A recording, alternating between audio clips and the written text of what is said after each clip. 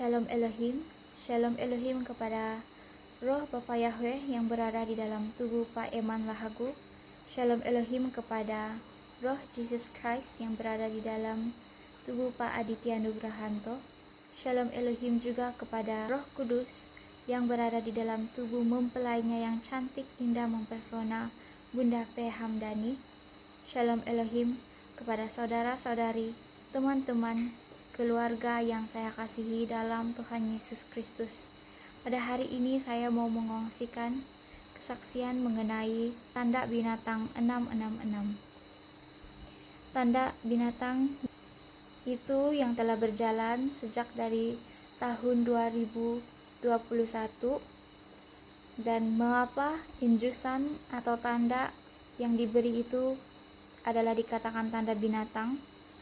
Dalam Wahyu 13 ayat 16 hingga 18 berkata, "Dan ia menyebabkan sehingga kepada semua orang, kecil atau besar, kaya atau miskin, merdeka atau hamba, diberi tanda pada tangan kanannya atau pada dahinya.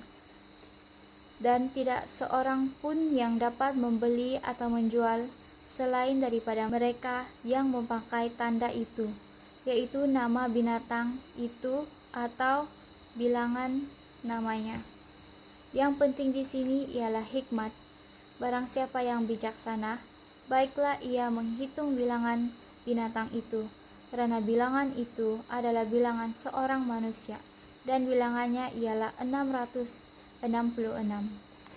Pada waktu penyebaran tanda itu, kita sendiri melihat bahwa yang tidak memiliki tanda itu tidak boleh menjual dan membeli, tidak boleh memasuki permis atau tempat yang berjual beli, tidak boleh menaiki kapal terbang, tidak boleh keluar kota, tidak boleh kemana-mana tanpa tanda itu, tidak kira siapapun, sebagai alasan karena takut terkena dengan penyakit yang mematikan itu.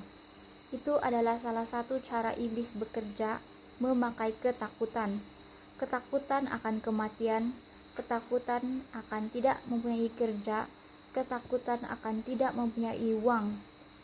Apabila ketakutan menguasai pikiran manusia, di sanalah peluang si jahat menyebarkan tanda binatang itu.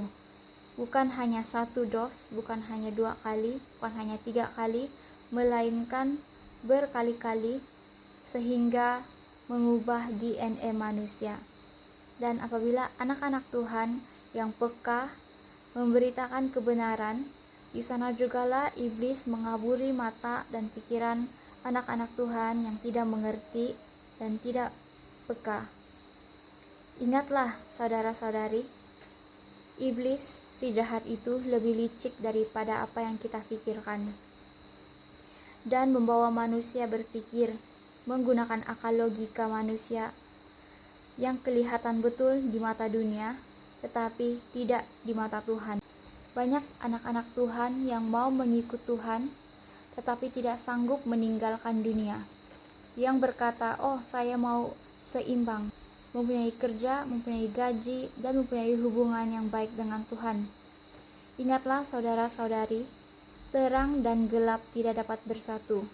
Wahyu 3 ayat 16, Tuhan berkata, "Jadi karena engkau suam-suam kuku dan tidak dingin atau panas, aku akan memuntahkan engkau dari mulutku."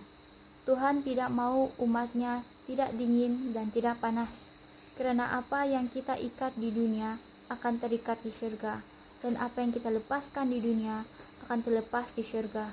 Saudara-saudari yang saya kasihi dalam Tuhan Yesus Kristus, akibat terima tanda binatang atau cairan itu ada tertulis di Wahyu 14 ayat 9 hingga 10, "Dan seorang malaikat lain, malaikat ketiga, menyusul mereka dan berkata dengan suara nyaring, 'Jikalau seorang menyembah binatang dan patungnya itu, dan menerima tanda pada dahinya atau pada tangannya, maka ia akan meminum dari anggur murka Allah, yang disediakan tanpa campuran dalam cawan murkahnya, dan ia akan disiksa dengan api belerang di depan mata malaikat-malaikat kudus dan di depan mata Anak Domba.